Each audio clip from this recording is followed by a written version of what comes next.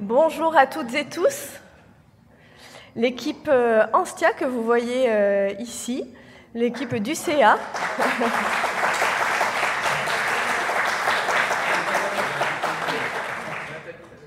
Et il manque Nathalie, notre assistante administrative et financière d'UCA, qui est à l'accueil et qui nous aide sur la logistique. Donc toute l'équipe d'Anstia et moi-même, on est très très heureux de vous retrouver aujourd'hui. Donc merci d'être parmi nous aujourd'hui pour ces journées nationales Anstia 2024. C'est évidemment avec une émotion toute particulière que j'ouvre ces journées-là 2024, puisque j'ai un pied à l'Anstia en tant que présidente, mais également un pied à l'Université de Pau et des Pays de l'Adour en tant qu'ingénieure pédagogique et de formation. Alors quand les collègues AV notamment vous proposent de proposer l'établissement comme établissement d'accueil pour les journées, pour l'événement de l'année Anstia, et vous mettez un beau t-shirt en hommage à un collègue qui nous a quittés bien trop tôt, vous souriez et vous foncez. Un grand merci donc mesdames Delorme et Biraghi d'avoir lancé la proposition, parce que c'est un événement qui nous rassemble et qui nous fait du bien en cette année 2024 qui a été chargée en émotions. Et cet événement, c'est avant tout donc l'occasion d'être ensemble, mais bien au-delà de l'UPPA, puisque ici, aujourd'hui, ce sont les représentants des établissements de l'enseignement supérieur et de la recherche dans nos métiers qui sont ici. Donc, pour rappel, l'association Anstia, donc association qui rassemble les services d'appui à la pédagogie et les services de l'audiovisuel et de l'enseignement supérieur et de la recherche français. Et ces expertises donc sont mobilisées dans un environnement de projet au sein de l'établissement, et ces journées nationales, elles illustrent ce principe d'expertise qui est rassemblé autour des projets, dans un environnement de projet. Cette année, on vous propose des journées nationales qui portent sur la thématique des talents, parce que nos établissements ont énormément de talents, et à travers l'Anstia, ce sont les talents de nos établissements qui sont réunis. Pour l'heure, avant de passer la parole, je tiens évidemment à remercier au nom de l'équipe du CA l'Université de Pau et des Pays de l'Adour pour son accueil, pour ses équipes particulièrement épatantes et pour leur précieuse mobilisation. Et évidemment, un grand merci au CA sans qui rien ne serait possible. L'ensemble des membres du CA, pour autant, n'est pas là aujourd'hui. Cette année, c'est pour une heureuse nouvelle que l'un d'entre nous n'est pas présent. Donc nous souhaitons tout le meilleur à Pierre-Yves Détré pour cette nouvelle aventure qui va pas tarder à démarrer.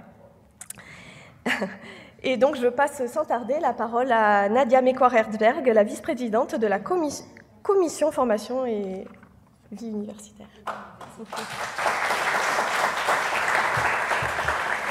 Donc, bonjour à toutes et tous et merci Sandra pour ce relais, ce discours. Alors en tant que vice-présidente et au nom du président de l'UPPA, je peux vous dire que c'est avec une grande satisfaction que nous accueillons l'association, que nous accueillons les membres de l'association, les participants de cette journée, ceux dans les locaux de l'établissement, et puis donc plus précisément ceux du collège STI, c'est-à-dire le collège Sciences et Techniques, dans lequel nous nous trouvons, vous trouvez actuellement.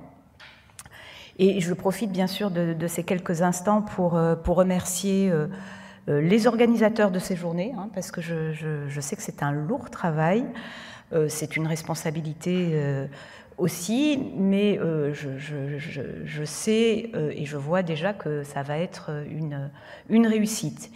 Et puis, bien sûr, pour remercier l'Anstia d'avoir choisi l'UPPA pour tenir ces deux journées. Alors, cet événement que j'ai le plaisir d'ouvrir porte cette année sur l'évolution des métiers d'ingénierie, de pédagogie et de formation dans le contexte, donc Sandra l'a dit, d'établissements de l'enseignement supérieur et de la recherche qui sont tous, l'UPPA comme les autres, en pleine mutation au travers des nouvelles technologies, au travers de projets très transformants dont Sandra a déjà parlé, dont je vais reparler peut-être un peu plus en détail, mais pas trop, parce que je vais vous retarder et je vais vous fatiguer. Il y en a beaucoup. Des projets donc très transformants pour l'offre de formation, de nouvelles structurations aussi des services d'ingénierie pédagogique et de formation. Donc il est vrai qu'en choisissant l'UPPA, vous avez, si je puis dire, coché beaucoup de cases. Alors l'UPPA, je le confirme, fait bien partie des établissements nombreux en France qui ont des talents en matière d'initiative pédagogique, aussi dans d'autres domaines.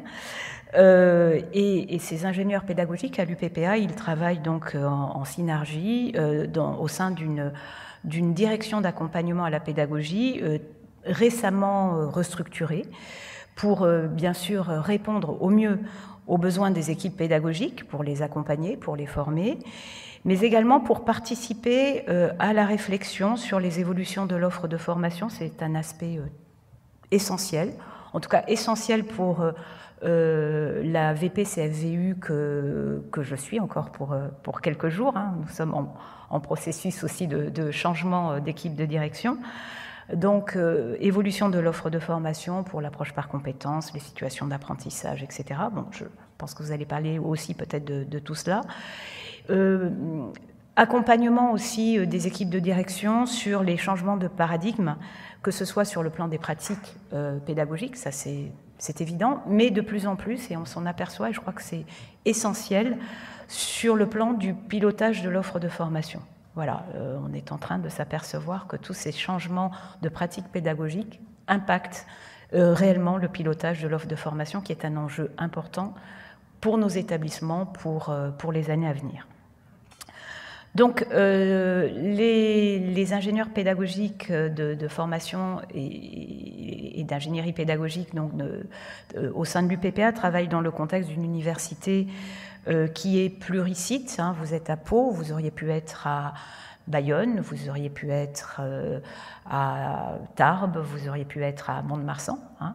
Une université qui est également pluridisciplinaire, hein, hors études de santé pour le moment.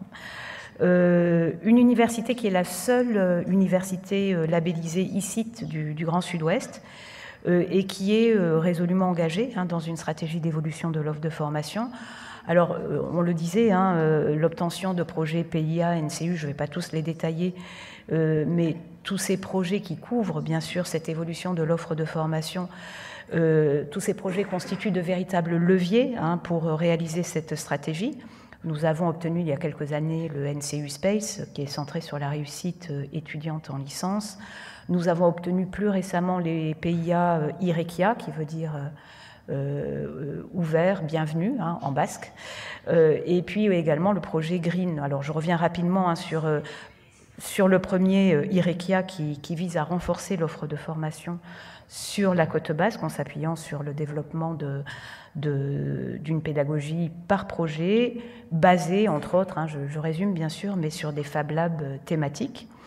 Et puis le projet Green aussi en cours de déploiement, qui consiste en une école universitaire de recherche, une graduate school, pour former on va dire des chercheurs éclairés sur les enjeux de l'énergie, hein, qui est quand même l'ADN de notre établissement du point de vue de la formation, du point de vue de la recherche aussi, en se basant sur des dispositifs pédagogiques innovants, pluridisciplinaires, et qui proposent en particulier aux étudiants hein, de développer une approche holistique des projets. Et bien évidemment, pour développer tous ces projets, notre DAP donc, est extrêmement utile et proactive.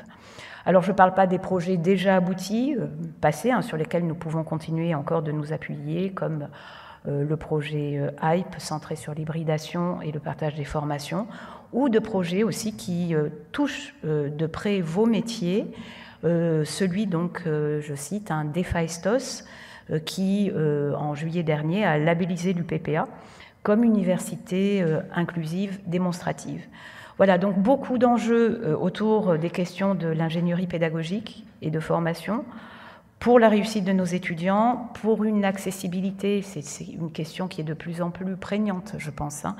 On pense aux étudiants internationaux, on pense aux apprenants en formation continue, on pense aux étudiants en situation de handicap, hein, c'est l'objet de ce label Université inclusive et démonstratrice, hein, au travers du projet Héphaïstos. Donc une accessibilité renforcée au contenu pédagogique qui justifie donc pleinement le travail prévu dans ces 2 journées. Donc je vous souhaite à nouveau la bienvenue. Je vous adresse par anticipation toutes nos félicitations pour ces journées de travail, hein, auxquelles bon, je ne vais pas pouvoir ou très peu assisté, puisque là, je vais devoir partir en suivant pour un conseil académique. Et puis surtout, je vous souhaite un excellent séjour au sein de l'UPPA. Merci beaucoup.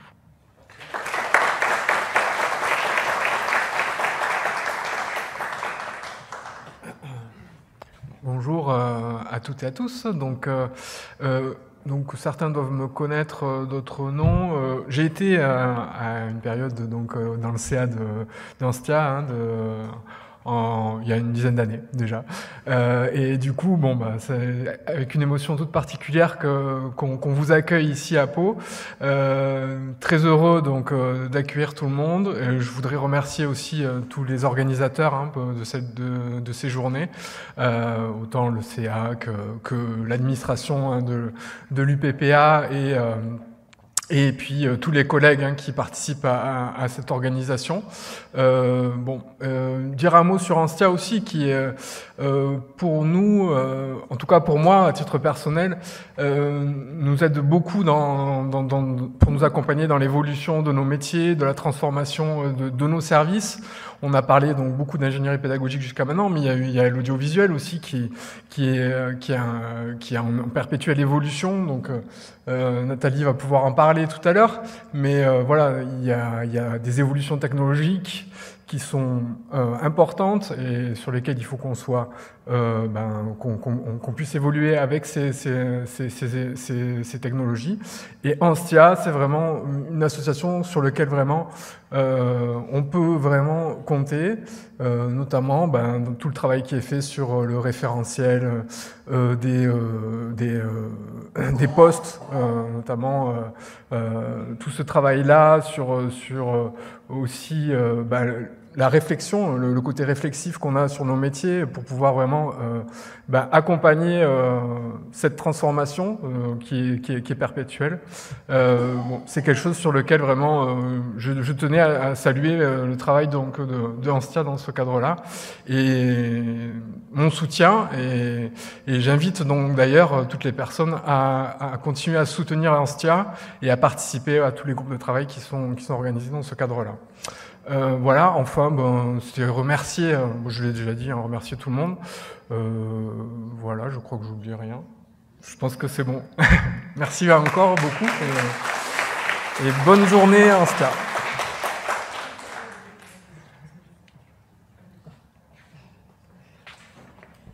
Ils sont tous petits. Merci à vous d'être là déjà, parce que vous avez fait l'effort de venir à Pau, qui n'est pas forcément bien desservi par les services publics de transport en commun.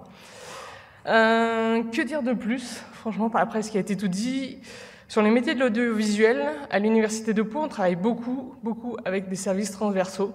Le service de la communication, par exemple, donc merci Sandrine pour la petite affiche qui a été faite. Le service des marchés, pour toutes les salles qui sont installées.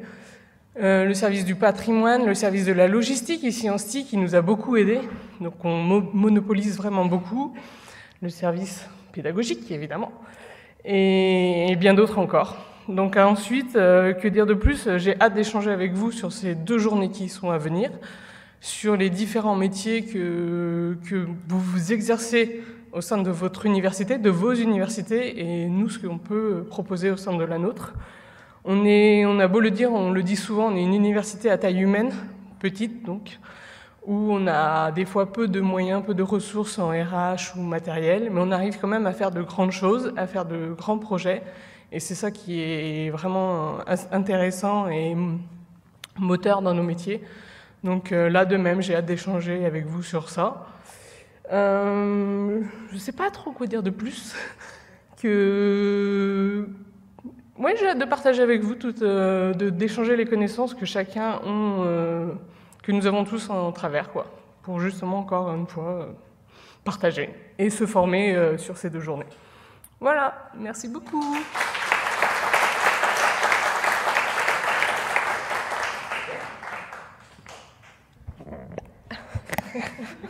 Merci. Donc Olivier Dutheil, le directeur de la direction de l'accompagnement à la pédagogie, et Nathalie Delorme, la responsable du service audiovisuel et visioconférence de l'UPPA. Je vous remercie à tous les 3. Et nous allons pouvoir démarrer donc les journées nationales Anstia 2024 avec notre première table ronde. On va pouvoir commencer sur cette première table ronde. On a toute la matinée qui est en table ronde, oui, si je dis pas de bêtises. Donc la journée est dédiée à vous, puisque les talents des universités, alors en tant que personnel des universités, mais aussi des adhérents du coup de l'Anstia, puisque cette première table ronde va mettre en avant les groupes de travail métiers, principalement deux. Du coup, Yann, si tu veux, tu peux nous rejoindre d'ailleurs, parce que je crois que tu interviens. Et donc on a le bilan 2024, si j'ose dire, c'est deux grosses productions côté audiovisuel et côté ingénierie pédagogique.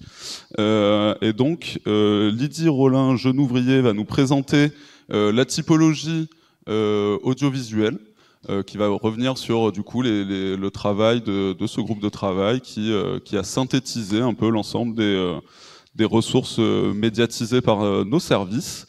Et ensuite, Yann Amri nous présentera la suite du livret numéro 1 côté ingénieur pédagogique. On n'en dit pas plus. Et enfin, on est sur une table ronde, donc en effet, là, il va y avoir un temps de présentation, mais l'idée derrière, c'est bien qu'on discute collectivement. Donc voilà, on aura un second temps pour notamment discuter de c'est quoi la suite. Lydie, je te cède la parole, si tu peux partager tes slides, du coup, je crois. Donc, bonjour à toutes et à toutes. Voilà, je suis vraiment ravie d'être parmi vous malgré la distance à ces journées nationales d'Anstia 2024. Je me présente rapidement pour ceux qui ne me connaissent pas encore. Je suis donc Lydie Rollin-Genouvrier. Je suis responsable de production et de diffusion audiovisuelle à l'Université Paris 1 Panthéon-Sorbonne et notamment au sein du service des usages du numérique de notre direction. Donc, ce groupe se constitue aujourd'hui d'à peu près 17 personnes, notamment en grande partie des audiovisualistes, mais aussi quelques ingénieurs pédagogiques, voilà, pour travailler autour des types de vidéos comme celles liées aux vidéos de formation ou de cours. Et en tout, c'est quasiment 14 établissements qui sont représentés et mobilisés sur toute la France. Et en fait, chacune des personnes que vous voyez apparaître sur cette liste a contribué à un moment ou à un autre dans une réunion en donnant son éclairage sur ce qu'elle faisait dans son établissement ou encore en donnant des exemples de vidéos qu'elle a pu effectivement ou ils ont pu réaliser. Et donc, tout le monde à sa manière, depuis 2-3 ans, a participé à ce groupe de typologie de production audiovisuelle qui est coordonné par Fabienne Granero-Gérard, donc qui est responsable de production audiovisuelle à l'Université de Lorraine, par Benoît Minet, qui est aussi responsable du service audiovisuel d'Angers et représentant du CA d'Anstia, et moi-même. Et bien sûr, nous avons un petit groupe aussi de membres très actifs, comme Jean-Marc Dubois de l'Université de Bordeaux, mais aussi Sandrine Caram et Philippe Topalian, qui ont aussi largement contribué historiquement à cette typologie, dont je vais vous faire un petit peu la genèse pour que vous puissiez comprendre un peu l'intérêt de celle-ci dans notre association. Alors, effectivement, pourquoi cette typologie? Pourquoi avoir effectivement développé ce groupe de travail? Eh bien, il faut rappeler que cette idée de typologie, elle n'est pas nouvelle. Déjà aux journées Anstia de Limoges, pour les 10 ans d'Anstia, l'idée avait germé. Sandrine Caram, de son côté, à l'Université de Limoges, avait déjà proposé un premier travail pour faire un listing justement des types de vidéos qu'elle produisait dans son établissement. Et puis, il s'avère que au moment de la crise sanitaire, Fabienne Granero-Gérard et Philippe Topalian, qui étaient au CA à l'époque, organisaient régulièrement des groupes de travail de production audiovisuelle pour Anstia. Et on s'est retrouvé avec Fabienne un jour où effectivement on a identifié un besoin commun de faire un document de référence pour nos établissements, puisqu'on avait chacun de notre côté, en fait, pour l'Université de Lorraine, pour ce qui l'a concerné, et pour moi, pour l'Université Paris 1, un document qui devait à la fois lister les besoins humains et matériels nécessaires à la production audiovisuelle et pour en estimer les coûts, voilà. Et moi, de mon côté, dans le cadre d'un gros projet assez fondateur qui s'appelle Sorbonne TV, qui est en fait un projet assez émergent pour faire, pour créer une chaîne de télévision académique au sein de Paris 1, on a en fait mis en place un appel à programme pour permettre d'avoir un certain nombre de vidéos et une diversité de vidéos et de pouvoir avoir un document d'accompagnement pour permettre aux porteurs de projets de pouvoir s'inscrire dans cette production.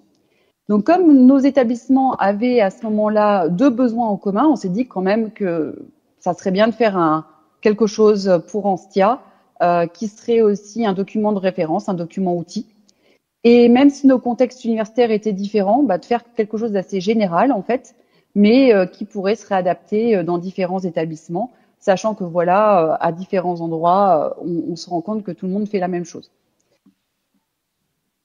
De ce fait, on a commencé à mettre en commun nos différents documents et à produire cette typologie qui en fait a été ensuite davantage nourrie par le projet Digital FCU, puisque en fait celui-ci devait mettre en évidence certains types de vidéos pour justement accompagner des porteurs de projets dans les établissements pour créer des formations, notamment dans le cadre de la formation continue. Et cela a été un projet assez tremplin pour cette typologie. Donc, comme effectivement, il y avait une sorte d'alignement des planètes, on a commencé à créer cette typologie. Mais cette typologie qu'on voulait être un document de référence pour qu'elle puisse aussi à la fois accompagner la production, mais qu'elle puisse aussi sensibiliser nos gouvernances et aussi le ministère à nos différents métiers, à tous ces métiers justement qui sont pas suffisamment parfois représentés derrière un nom comme assistant des métiers de l'image et du son ou ingénieur système et technique audiovisuel et multimédia. Peut-être mettre plus en valeur les métiers et les compétences liées justement à chaque étape de la production d'une vidéo, pour justement encourager l'ouverture et la pérennisation de postes au sein de nos services audiovisuels. Alors, finalement, si je reliste un petit peu les objectifs, donc cette typologie, elle est destinée à soutenir et accompagner la production de vidéos dans nos établissements. Elle est destinée à faire connaître là où les méthodologies de projet pour différents types de vidéos, de nous aider à mieux comprendre et valoriser nos métiers et compétences nécessaires dans la production audiovisuelle de vidéos, et aussi de créer un glossaire en commun aussi, pour que entre métiers, entre services au sein de l'université, on puisse mieux effectivement définir des termes. Par exemple, je sais que le terme scénario, souvent, c'est un terme qui a différentes représentations selon les métiers. Et donc, avoir peut-être un glossaire commun, ça permet aussi de pouvoir mieux échanger entre nous et mieux travailler ensemble. Donc, sensibiliser bien sûr nos gouvernances, comme je l'ai déjà dit, en termes de moyens humains, matériels et aussi pour sensibiliser le ministère aussi, notamment par rapport à notre référence qui devra évoluer.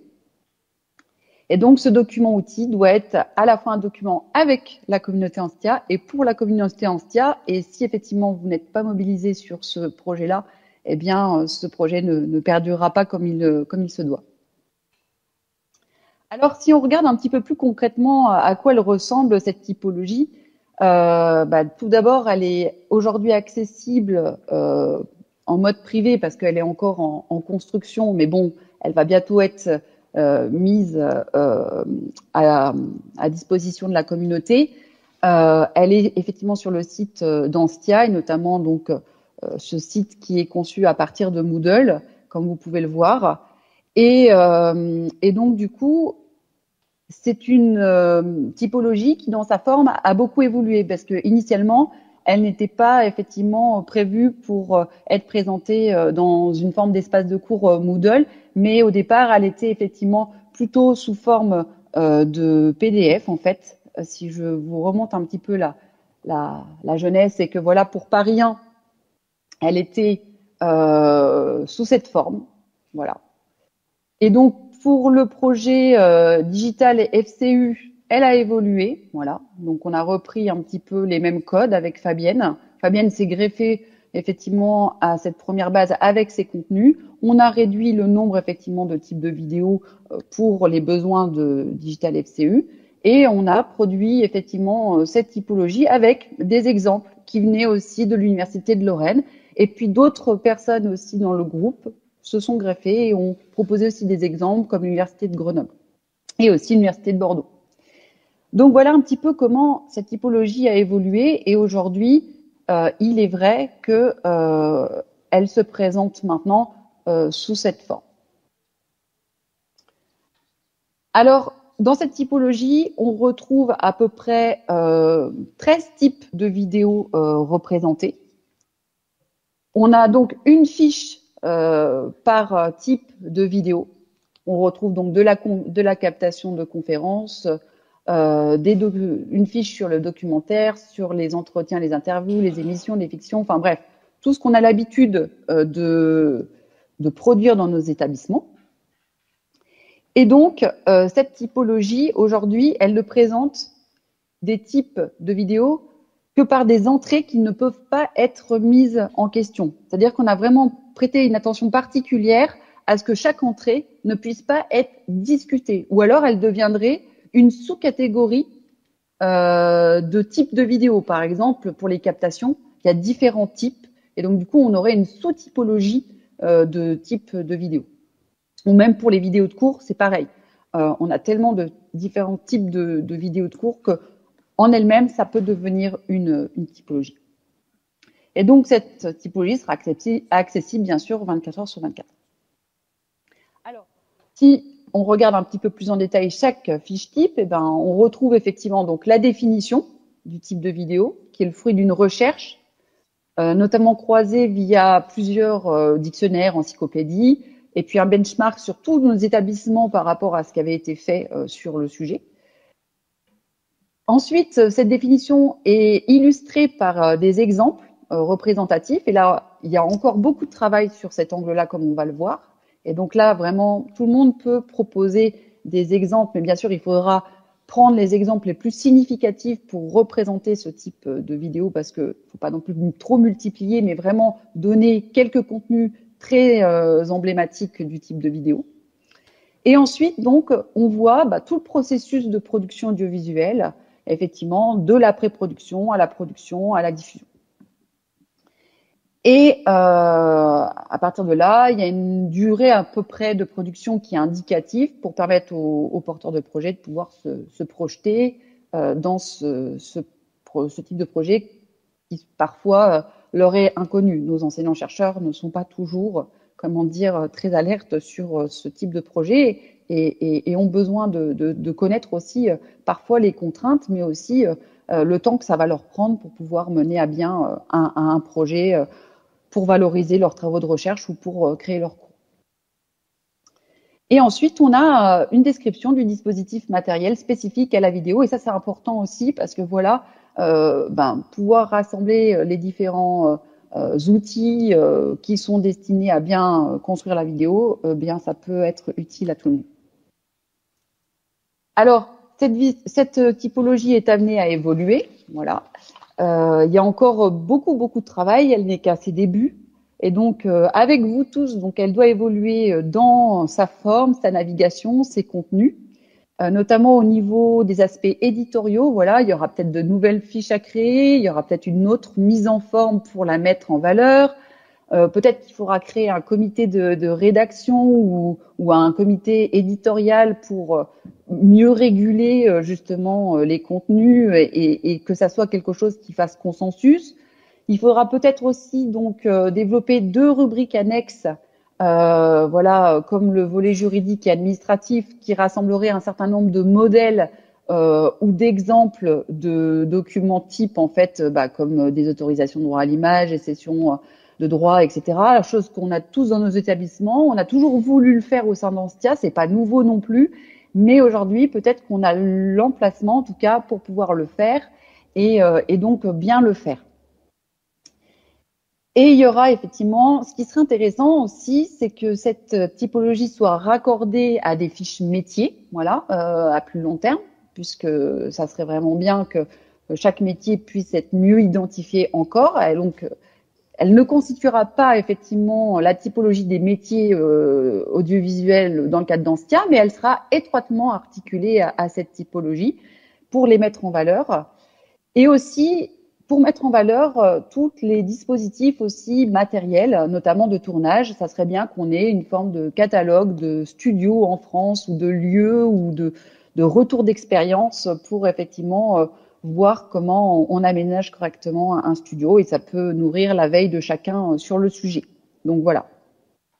Et pour ce faire, je propose donc en 2025 1 ou 2 journées de travail à l'Université Paris 1 Panthéon-Sorbonne ou ailleurs, voilà, pour pouvoir, avec vous, avec toutes les personnes qui se sentiront concernées en fait, et notamment le public de nos audiovisualistes, de pouvoir s'engager dans ce projet qui est vraiment encore à ses débuts, malgré le travail qui a été réalisé et qui va demander encore beaucoup d'éléments à compléter ou à revoir. Enfin voilà. Il y a un volet qui sera aussi très très important à développer, et j'avais presque fini ma présentation. C'est vraiment un volet qui aura un impact aussi sur nos métiers, qu'il ne faut pas oublier, et je pense qu'il faut plutôt même commencer à le penser aujourd'hui, avant qu'il nous rattrape. C'est vraiment le volet autour de la production audiovisuelle articulée avec les outils d'intelligence artificielle. Je pense que voilà, pouvoir avoir ou connaître ou faire connaître les différents types d'outils qui peuvent soutenir justement la production audiovisuelle, je dis bien soutenir et pas effectivement remplacer ou prendre la place d'eux. C'est pas du tout ce qu'on veut montrer justement, c'est l'effet inverse. C'est vraiment comment on peut automatiser, comment on peut soutenir la créativité, comment on peut accompagner la production entre guillemets. Et à partir de là, ça permettra justement, de peut-être nous tourner vers le futur au niveau des métiers et nous permettre de, nous adapter et développer des bonnes pratiques justement avec ces outils avant qu'effectivement ils nous rattrapent. D'ailleurs, j'en profite pour vous dire que le CNC, a produit en mars-avril 2024 une cartographie présentant justement tous les impacts à différents niveaux de la chaîne de production audiovisuelle sur les métiers en fait. Et donc à chaque étape de la chaîne de production audiovisuelle, effectivement, elle a identifié les différents outils qui venaient justement soutenir la production, et je vous invite vraiment à aller voir ce document qui est très bien fait et aller vraiment le parcourir parce qu'il met vraiment en évidence les métiers et leur évolution par rapport à ça. Dans tout ce qu'on peut effectivement identifier, c'est qu'on se rend compte que ça soutient la création, voilà, que ça permet d'assister, entre guillemets, le montage audiovisuel ou le soutenir. Par exemple, ça permet aussi de faire du sous-titrage ou de la transcription automatique. Ça permet aussi de peut-être mieux traduire, même si c'est vrai que ces métiers sont impactés en partie, et de créer des résumés de vidéos ou même d'indexer plus automatiquement. Voilà. Même si, attention, il y a encore beaucoup de travail à faire derrière et tout ne se fait pas en un claquement de doigts. Vraiment, à chaque fois, il faut revérifier, contrôler. Mais en tout cas, quand on a la bonne méthode, ça peut quand même particulièrement aider. Alors, je vais terminer ma présentation justement sur les exemples de mise en application concrète, entre guillemets. C'est vrai qu'aujourd'hui, vous l'avez vu, cette typologie de production audiovisuelle va être utilisée dans le cadre de Digital FCU. Elle a déjà été proposée en partie à France Université Numérique. Et donc, du coup, elle va, à mon avis, peut-être encore continuer dans ce sens, à soutenir cette production. Et puis aussi, dans le cadre de Sorbonne TV, en fait, notre chaîne à Paris 1, qui vient d'être lancée en version bêta, début octobre 2024, Eh bien, aujourd'hui, vous pouvez aller voir sorbonne.tv, en fait. Il y a encore beaucoup de travail derrière cette plateforme, mais en tout cas, c'est un premier jet avec un flux qui est complètement éditorialisé, qui propose des programmes et aussi une offre VOD à la clé derrière. Eh bien, elle a permis justement à diversifier les différents types de programmes sur cette chaîne qui est amenée encore à évoluer. Voilà. Donc, j'espère qu'avec vous tous, eh bien, on pourra avoir plus de mise en application et que cet outil pourra vraiment vous servir. Voilà. Je vous remercie beaucoup pour votre attention. Merci beaucoup.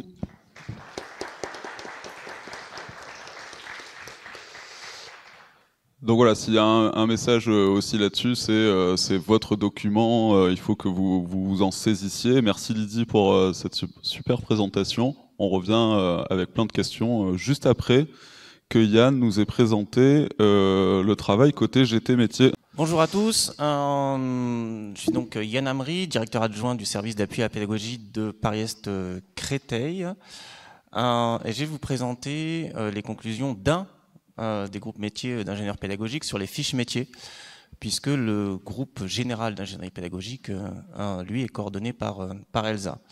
Ça me fait une bonne transition sur les membres de ce groupe. Je pense que vous en connaissez au moins un, voire plusieurs. On voit évidemment des membres du CA, des membres actifs, des gens qui sont présents dans cette salle, Valérie, Mathias, des responsables de service, des gens représentant un peu toute la France. On avait Cathy représentant le nord de la France, mais elle est sur un autre GT maintenant. On s'est mobilisé, mais on s'est mobilisé pourquoi? On s'est mobilisé pourquoi? Tout d'abord parce qu'on s'était dit que pourquoi on fait assaut? Pourquoi finalement on rassemble 800 membres? Du coup ça on l'a un peu formalisé dans la charte de l'association. Et la charte de l'association dit que l'association, l'un des buts de l'association, peut-être même le but principal, c'est de défendre nos métiers. Certes, on n'est pas un syndicat, on n'a pas vocation à défendre tous les métiers de l'enseignement supérieur, mais au moins les nôtres, audiovisuel et ingénierie pédagogique.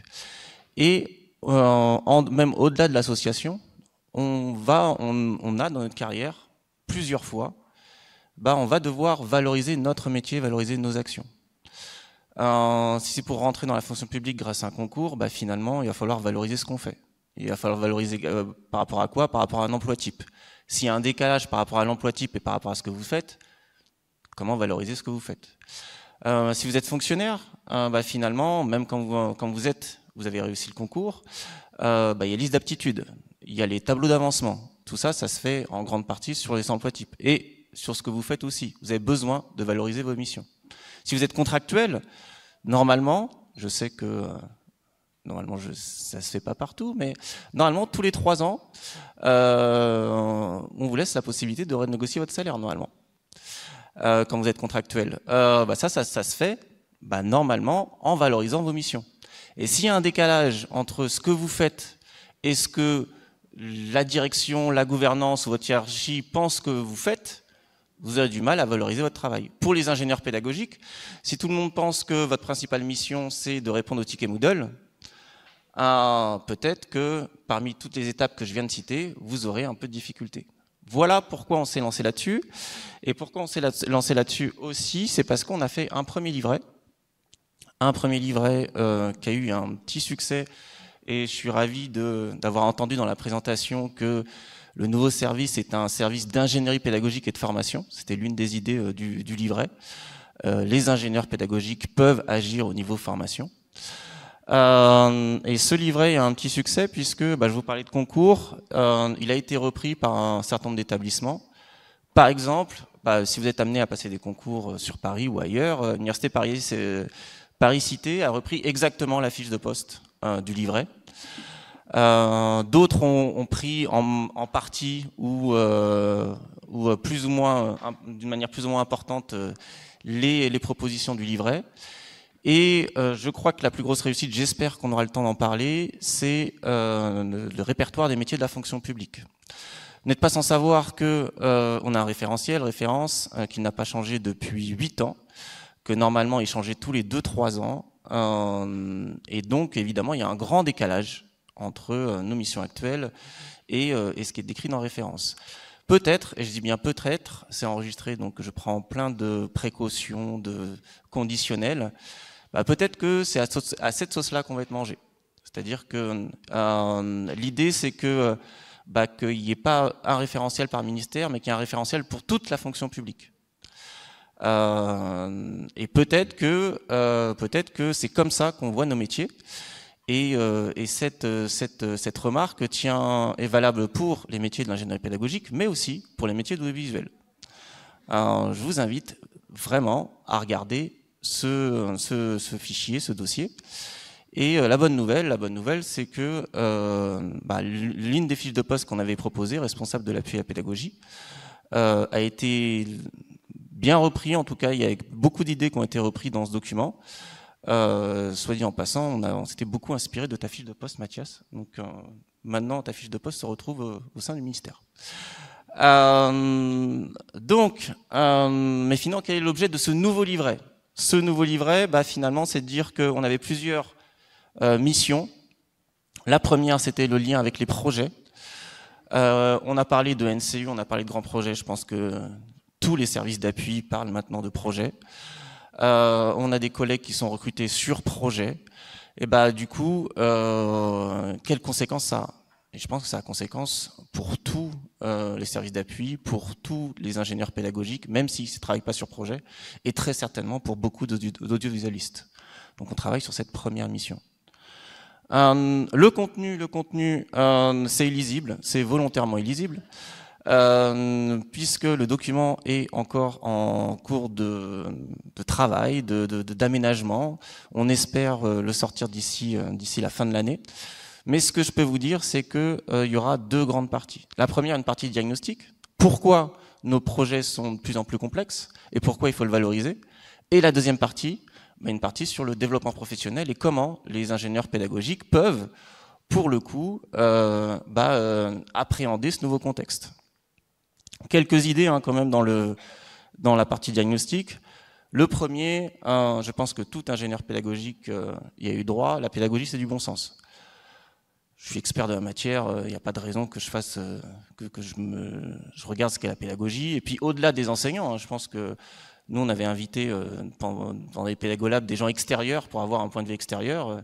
Au pause déjeuner, ils disaient ouais, non, moi je peux être ingénieur pédagogique, j'ai un bon relationnel, ça devrait aller.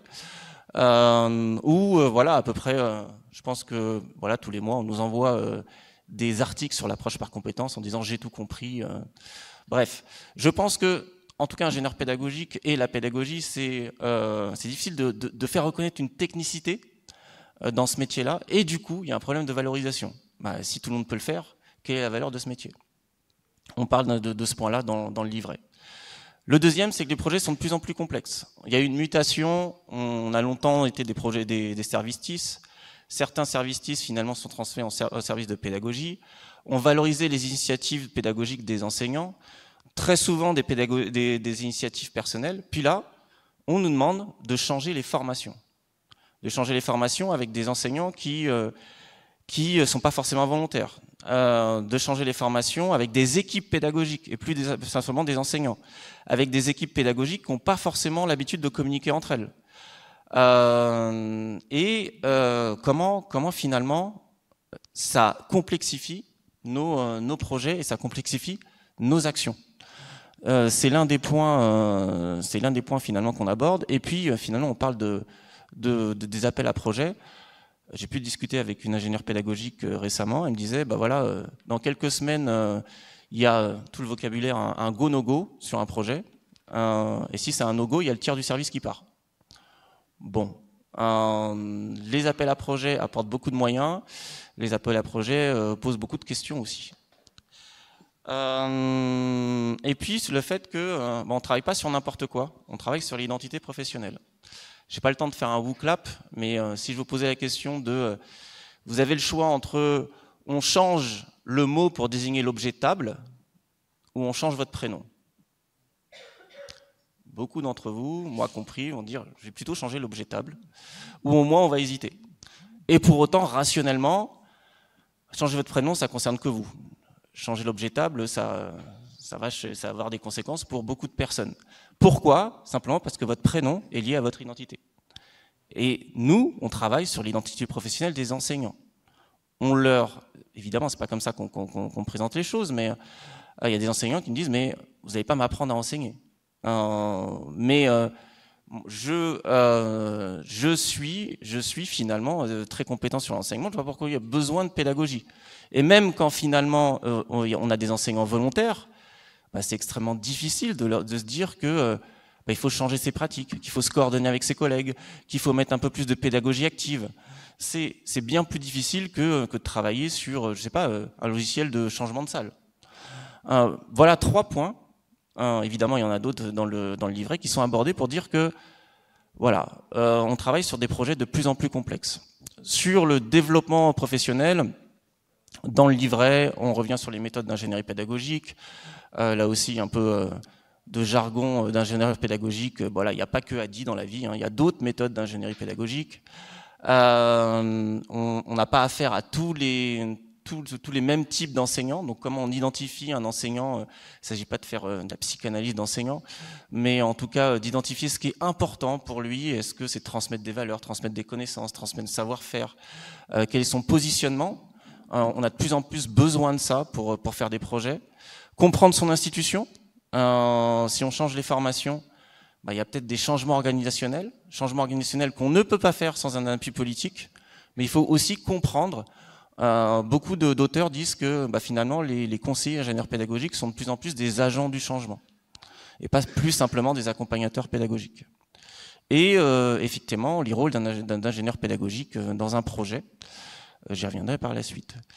Développement professionnel, voilà ce que vous trouvez dans le livret pour susciter votre intérêt. On parlera de ForCID, un autre modèle d'ingénierie pédagogique qui parle de charge cognitive. Un outil pour diagnostiquer les enseignants, je ne sais pas si je le formule bien, mais en tout cas pour voir qu'est-ce qui est important pour eux. Voilà, des ressources pour comprendre son environnement. Les ressources en conduite du changement générique ne marchent pas tellement. Quelques grands principes marchent, hein, mais on ne change pas un établissement public, on ne change pas une université comme on change une usine de métaux. Donc il faut comprendre son institution. Il faut pour le coup voir finalement quels sont les leviers, voir sur quoi on peut agir. Et on a une formule dans le livret, c'est agir dans le mouvement. Voilà encore un teaser pour que vous puissiez aller voir ce livret. Ah oui, j'en profite aussi, si j'ai pas parlé de rôle des ingénieurs pédagogiques, c'est que j'anime un atelier cet après-midi. Et si vous voulez en savoir plus, il est encore le temps de s'inscrire. Sur le futur de ce livret, je crois que on a la possibilité d'être entendu. On a un certain nombre d'alliés pour notre association, pour les ingénieurs pédagogiques. Je vous laisse lire la phrase de Mireille Branger dans le livre auquel Stéphane Lédé avait participé, des missions de l'ingénieur pédagogique dans l'enseignement supérieur. Beaucoup de personnes sont conscientes qu'il faut changer les fiches de poste, les emplois types, et qu'il faut un peu plus valoriser notre métier. Et donc, ça va être tout le but de ce livret-là quand il va sortir. Puis même, le travail va commencer pour influer sur la valorisation au niveau national et sans doute au niveau local. Voilà. Merci.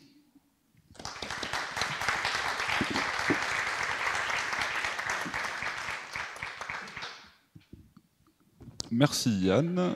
Du coup, c'est le temps des questions. Donc l'idée, c'est qu'on échange tous ensemble. Donc Lydie, tu es revenue en plein écran. Je ne sais pas si tu te vois, mais nous, on te voit très bien et normalement, on t'entend toujours. Et donc, c'est le temps des questions entre nous, si j'ose dire. Tu vas ? On parle entre nous d'abord, avant de prendre les questions de la salle. Mais votre tour viendra, n'hésitez pas. Puisque du coup la question c'est celle de la suite de ces travaux-là, c'est de mettre en avant encore une fois vous, les adhérents, qui vous investissez dans les actions de l'association, puisque, comme on l'a dit en introduction, on est une des missions principales, c'est bien celle de la défense de nos métiers. Et donc, du coup, la question qui vient tout de suite, c'est quoi la suite? On a esquissé cette question-là, que ce soit sur Lydie ou Yann. Mais voilà, est-ce que quelqu'un veut commencer? Donc, Benoît, il y a la question de c'est quoi la suite pour le groupe de travail métier audiovisuel? Et puis Yann et Lydie sur les livrables éventuellement ou plus largement. Eh bien, merci Lydie, merci à tous. Eh ben, la suite, ça va être bon pour la typo, l'ouverture, mais il y a aussi une réflexion qui est un peu sur le même modèle que ce qu'a fait Yann et le groupe de travail IP sur en fait les métiers audiovisuels et les missions qu'on accomplit au sein de nos établissements. On a des fiches de poste qui sont sur référence, je pense que vous connaissez tous, qui sont assez généralistes. On a aussi des moyens humains en fait où on se retrouve à faire, enfin avec des gens qui réalisent, qui montent, qui font de la post-prod, du son, etc. Donc la question aussi de la typologie, c'était de montrer que il y a quand même énormément de compétences mises en jeu et qui sont pas toujours valorisées. Donc ce document de typologie a aussi pour but la valorisation de tous ces métiers et une réflexion sur nos fiches de poste avec l'atelier de cet après-midi sur les évolutions des métiers, auquel vous êtes vivement invités à participer pour qu'on puisse réfléchir ensemble et proposer quelque chose à la communauté, quoi. Lydie, est-ce que tu veux compléter? Je pense que effectivement, Benoît a dit l'essentiel. C'est vrai qu'aujourd'hui, au travers de cette typologie, c'est une façon un petit peu détournée de pouvoir mettre en valeur concrètement en fait les métiers de l'audiovisuel et chaque compétence liée à chaque métier de l'audiovisuel pour montrer qu'effectivement, on ne peut pas parfois rassembler toutes ces compétences ou créer des moutons à 5 pattes, comme on a l'habitude de dire dans nos établissements, mais vraiment dire que s'il manque des compétences, eh bien, ça a un impact réel sur la production et sur la qualité des vidéos, en fait, tout simplement. Et qu'à un moment donné, si on veut vraiment être sur l'excellence, comme nous rappellent nos gouvernances assez régulièrement, il faut qu'on puisse mettre les moyens inhérents au niveau de nos métiers, au niveau, effectivement, des services audiovisuels. Je trouve que parfois, on est en sous-effectif dans nos services audiovisuels pour l'ensemble de la couverture de l'activité qu'on doit mener. Je rappelle quand même que l'audiovisuel, c'est l'événementiel, c'est la captation, c'est la production de documentaires, la traduction de résultats de recherche en images, c'est aussi la communication, voilà, et aussi la pédagogie, puisque on développe aussi toute la production liée aux vidéos de cours et de formation, avec bien sûr les ingénieurs pédagogiques qui sont nos binômes. Donc, je pense qu'aujourd'hui, il faut vraiment qu'il y ait une meilleure lisibilité de tous ces métiers. Et je pense qu'Onstia est vraiment l'association pour faire cet éclairage. Je pense que notre référentiel est beaucoup trop maintenant obsolète par rapport effectivement à l'évolution actuelle de nos métiers. Quand on voit même l'IGR, entre guillemets, l'ingénieur de recherche responsable de production web, audiovisuelle et pédagogique, c'est effectivement un emploi type un peu fourre-tout, qui n'a pas vraiment, qui ne renvoie pas vraiment à la réalité. Aujourd'hui, j'ai parcouru le document que citait en fait Yann au niveau du répertoire de la fonction publique. Il n'y a pas de responsable de production audiovisuelle, il n'y a pas de responsable de diffusion audiovisuelle. On est sur du chargé de l'audiovisuel, on est sur du chef de projet multimédia. Mais il n'y a pas de responsable de façon générale, en fait, comme il y a pu avoir responsable de l'appui pédagogique. Donc, je pense que nos différents métiers en audiovisuel doivent être mieux revus et un livret, comme a fait, et là, je vais dans le sens de Benoît, et c'est peut-être ça, Benoît, que tu vas peut-être développer en atelier cet après-midi. Je te laisse après cette, compléter. Eh bien, aller effectivement sur ce terrain de faire un vrai livret pour les métiers ou en tout cas la filière de l'image et du son, en fait, les métiers de l'audiovisuel, parce que il faut qu'on se rende compte de ce qui est réellement un réalisateur à la différence d'un chef de projet aussi multimédia ou d'un ingénieur STAM, etc. C'est des métiers complètement différents. L'assistant réalisateur, pareil, c'est un métier en soi. Enfin, l'ingénieur du son, il n'apparaît pas. Enfin bref, il y a beaucoup de choses qui sont à revoir. Voilà. Oui, donc des diversité des métiers dans les fiches métiers qui existent.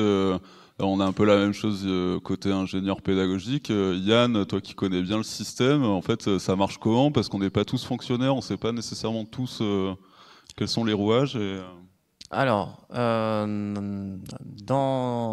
voilà, pour devenir fonctionnaire, finalement, il y a deux phases. La phase d'admissibilité où finalement on est jugé sur l'emploi type et strictement sur l'emploi type. Donc si vous avez des fonctions très différentes de l'emploi type, peut-être que vous passez pas simplement la première phase, alors que vous faites très bien votre travail. Et à la deuxième phase, c'est donc un oral, une phase d'admission. Et l'admission, finalement, on a des experts qui finalement dépendent de la BAP, la branche d'activité professionnelle. Les branches d'activité professionnelle sont très majoritairement cohérentes. Il y a une BAP E où il y a tous les métiers de l'informatique, il y a une BAP G, je crois, il y a les métiers du patrimoine. Puis je crois que la BAP F, peut-être qu'ils n'avaient plus le temps de le faire, et c'est une BAP un peu fourre-tout, c'est-à-dire qu'on se retrouve avec les documentalistes, la communication et tous les métiers de la production pédagogique.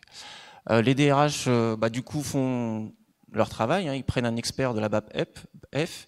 Les documentalistes sont infiniment plus nombreux que nous, et il peut arriver que dans nos concours, on se retrouve qu'avec des documentalistes qui jugent effectivement de la pertinence de notre candidature.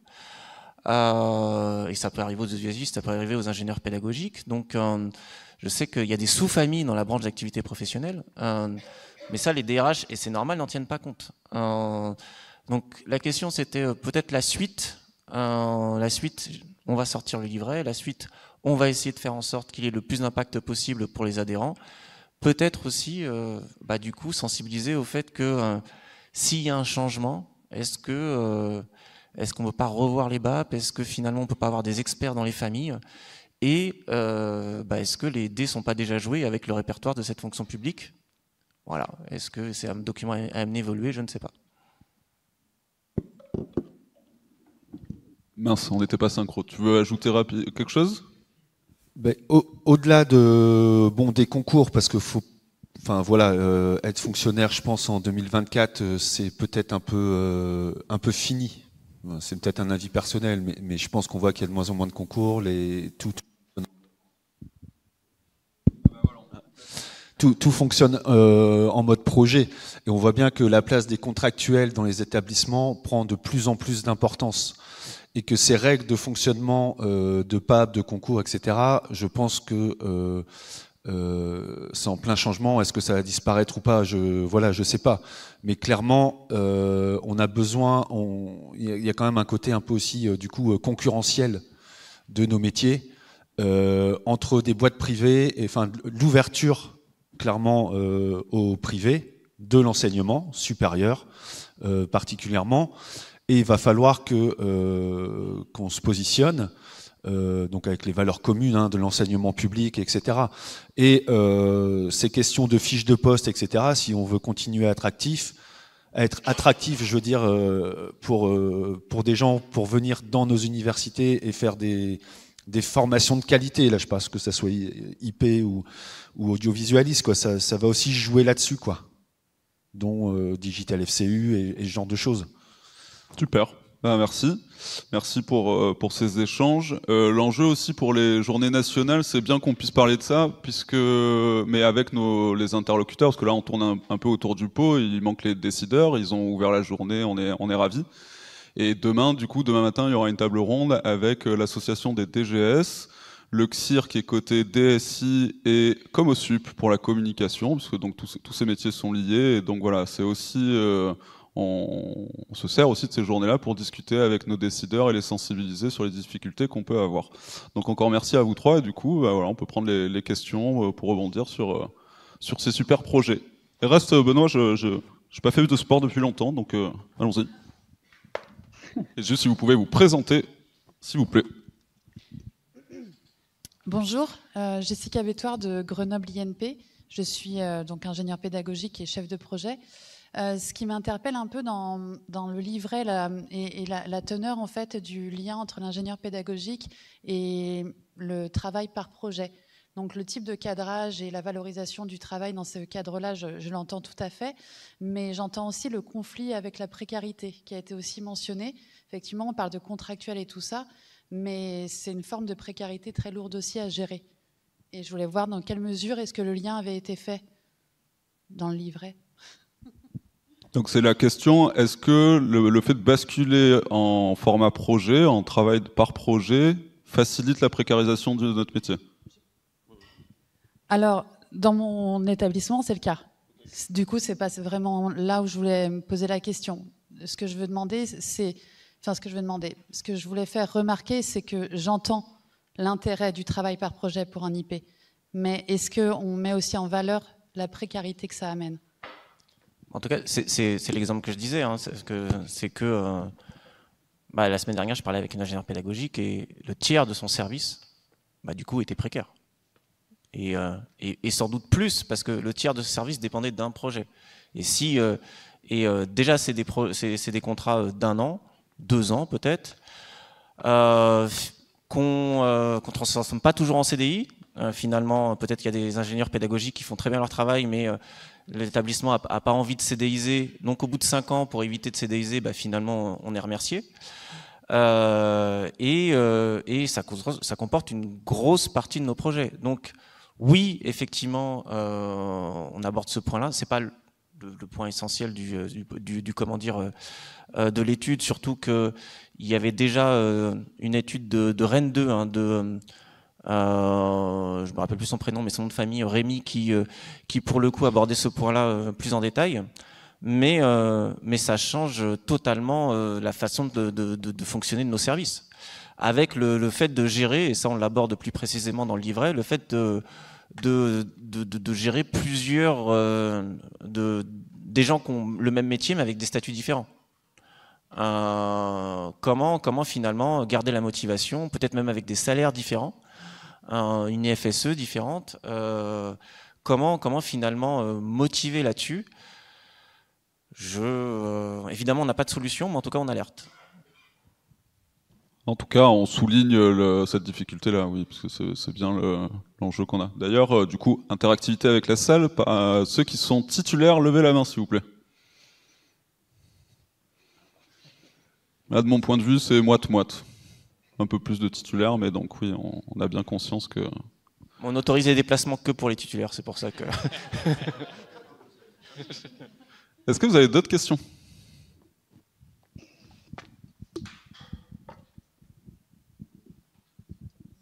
Benoît Saguet de l'Université catholique de Lille. Merci beaucoup pour vos travaux. C'est une question sur la forme du document. On voit bien que les publics à qui on s'adresse sont assez différents pour le coup. Là, il y a un document type final. J'ai bien conscience derrière de tout le travail que ça peut mener, mais est-ce qu'il y a différents types de documents qui vont être prévus en fonction des typologies de personnes à qui on s'adresse ? Vous pouvez préciser par exemple, je m'adresse à mon vice-président d'université, je vais lui donner un certain type de document, ou en tout cas un livrable final pour présenter nos métiers. Je ne vais pas forcément le présenter de la même manière à un collègue ingénieur pédagogique. Oui, alors le document est à destination des ingénieurs et des conseillers pédagogiques. On leur donne des arguments pour aller voir leur gouvernance, pour aller voir différents types de publics. Et donc... C'est sur la typologie ? Du coup, ça répond en partie à ma question. C'est de se dire, là, du coup, le document, il est à destination des ingé-pédas et audiovisualistes pour défendre leurs arguments auprès de la présidence. Je réponds pour le document, puis après, du coup, tu compléteras pour le reste. En tout cas, le public visé, c'est les ingénieurs et conseillers pédagogiques. Pour l'adaptation du document et voir quel argument on prend en fonction du type de public, ça, on compte sur le contexte local et ce sera à la personne de dire, ça, je mobilise ou ça, je ne mobilise pas.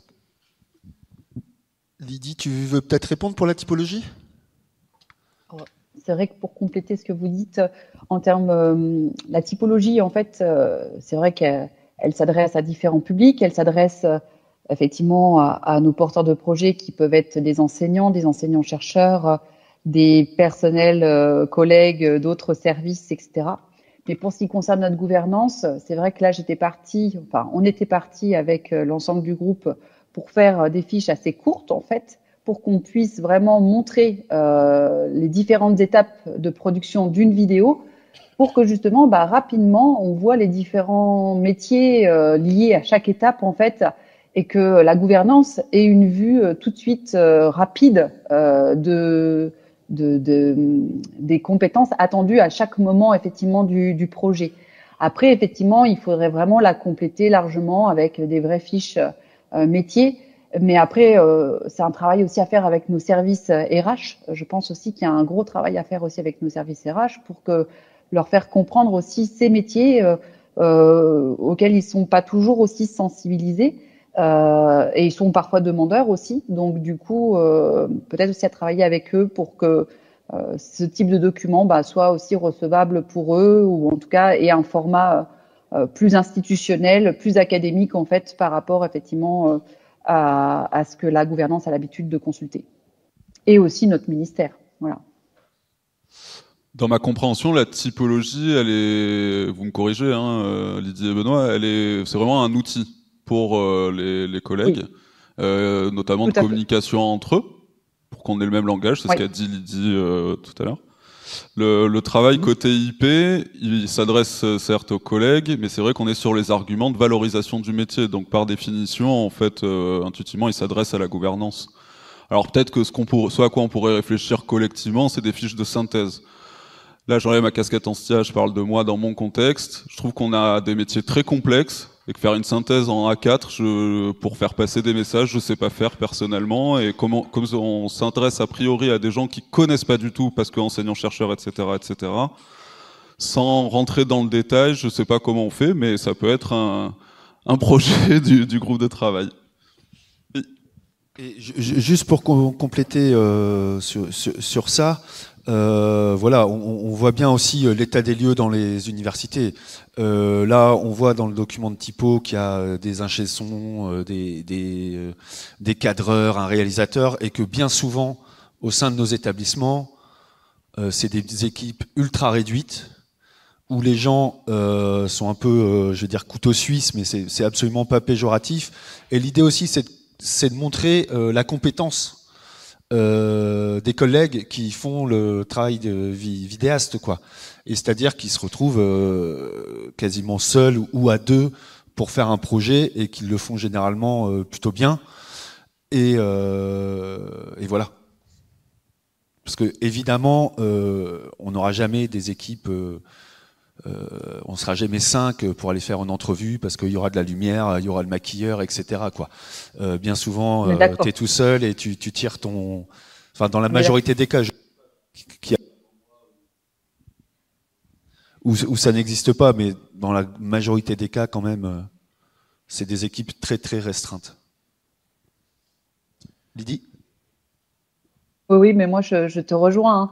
C'est très clair que pour cette typologie et pour chaque type de vidéo, ça reste un format court, un format synthétique justement, pour vraiment mettre en évidence les compétences, mais pour que justement, au travers de toutes ces compétences, on arrive à s'approcher du métier qui sera le moins possible le mouton à 5 pattes, mais qui aura bien sa spécificité en fait, mais voilà, qui pourra quand même avoir cette polyvalence et pas effectivement un niveau de détail qu'on pourrait retrouver comme dans le monde du cinéma ou comme ailleurs. On reste quand même à l'université, c'est de l'audiovisuel à l'université et avec effectivement le contexte qui est le nôtre d'action en fait. Hein.